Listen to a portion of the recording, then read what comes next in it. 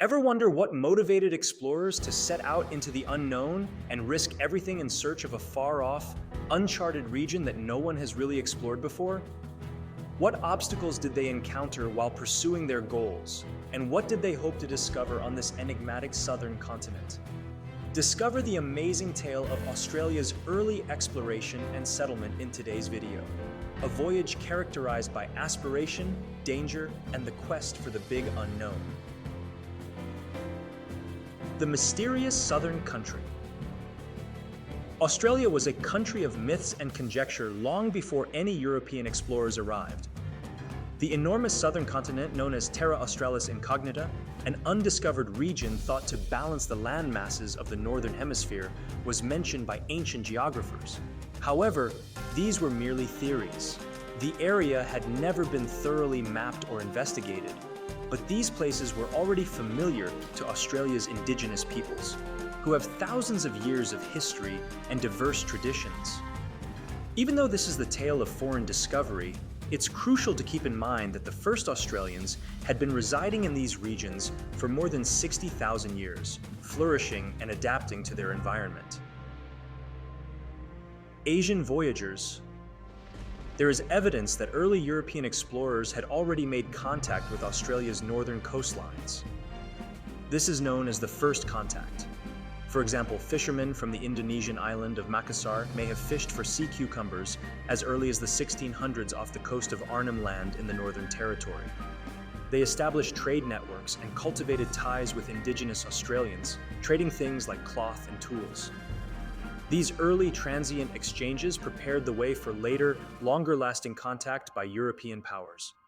The Portuguese and the dream of the unknown land. The Portuguese were perhaps the first major European nation to set foot in Australia's oceans. Portuguese navigators had traveled far into the Indian Ocean by the early 16th century. Despite the scarcity of their records, there are indications that they may have made it to Australia. The 16th century Dieppe maps depict a landmass known as Hava la Grande, which some people think is the northern coast of Australia. So why the secrecy? Portugal kept tight control over its nautical routes and discoveries, and this, combined with the European drive for empire, made the presence of Australia more of a secret than a widely shared surprise. Whether the Portuguese were the actual first Europeans to set eyes on the area is still up for contention among some historians. Bold ambitions of Spain. Spain was not far behind in its exploration of uncharted territory. Álvaro de Mendaña commanded a bold Spanish expedition that sailed from Peru in 1567. His objective? Locate the supposed southern continent. Even though Mendaña found the Solomon Islands instead, he and his crew were certain that Australia was not far away. In 1595, he made another attempt, this time partnering with Pedro Fernández de Quirós, a devout Catholic who had aspirations of evangelizing the New World. After passing through the South Pacific, Quirós landed in what is now Vanuatu and gave it the name Australia del Espíritu Santo, or the Southern Land of the Holy Spirit. His hopes of populating this continent for Spain were cut short by storms and shortages, but the zeal for discovering Australia remained high. However, the Spanish expedition was never able to reach the continent. The Dutch domination of the seas. The Dutch had taken control of Southeast Asian trade routes by the early 1600s, making them the preeminent naval force in Europe. In 1606, Willem Janszoon, commanding the Duifken, made history as the first European to set foot on Australia when he landed on the Cape York Peninsula on one of his trading expeditions. However, the journey made by Dirk Hartog in 1616 made a more noticeable impression. Hartog's crew was blown off course and landed on Australia's western coast, where they became renowned for leaving a pewter plate bearing the arrival date in Shark Bay. For years to come, this event, which signified the first recorded physical presence of Europeans in Australia, would stand as a monument to discovery. The Dutch carried on their voyages, charting the northern and western coasts of Australia. The most well-known Dutch explorer of all, Abel Tasman, sailed in 1642 on a voyage that would take him as far north as New Zealand and as far south as the coast of Tasmania, which he dubbed Van Diemen's Land. The Dutch, who concentrated their efforts on the wealthier East Indies, never showed any interest in settling Australia, despite their comprehensive charting. The Dutch charted and investigated Australia's borders, but the British would eventually assert their claim to the continent.